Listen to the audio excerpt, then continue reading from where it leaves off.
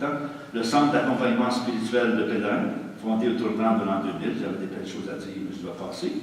La revue Orient, qui continue sous la responsabilité de Denis Prescott aussi.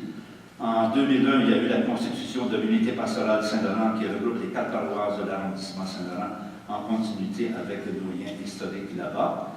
Il y a aussi l'unité Notre-Dame des Champs de Saint-Polycarpe, la paroisse Saint-Grégoire, les 2 unités pastorales de Carpelé et de Chédiac. Et le Collège Notre-Dame, qui relance son projet pédagogique, planifie l'agrandissement de ses locaux. Son équipe pastorale offre des parcours de catéchèse, la préparation au sacrement d'initiation, de même que des engagements dans les mouvements et les services.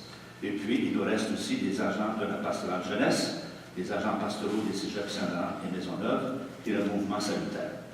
Et enfin, l'oratoire Saint-Joseph du Mont-Royal, notre œuvre prioritaire, qui est devenu le pôle majeur du religieux chrétien dans la ville. Là aussi, j'ai un long paragraphe pour montrer comment c'est le lieu privilégié pour l'individu de la modernité qui est tourné vers son projet personnel et qui vient à son heure faire le point sur son itinéraire spirituel, d'autant plus qu'il y a un service aussi qui s'appelle la pastorale du Parvis, dont vous aurez la description en page 14 de mon texte. Alors, je peux conclure par l'énoncé de mission ou je peux arrêter là, les gens le liront quand même. J'y vais? OK. Donc, je vous rappelle la dernière version de notre énoncé de mission, celle de 2012, qui depuis près de 20 ans marque l'époque présente de l'évolution de notre mission.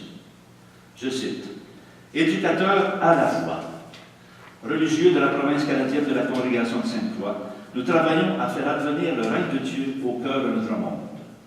Ainsi, A. Nous accompagnons nos contemporains dans leur recherche spirituelle. B. Nous travaillons avec eux à construire des communautés de foi et d'espérance et des lieux de guérison et de libération. C. Nous nous engageons en particulier à assurer une présence auprès des jeunes et des démunis de notre société, à être pour eux tous des signes d'espérance en œuvrant à la promotion de la dignité des personnes. D. Nous nous sentons solidaires de toutes les personnes qui veillent à l'intégrité de la création et nous travaillons à assainir notre environnement par diverses initiatives à notre portée. Et enfin, E.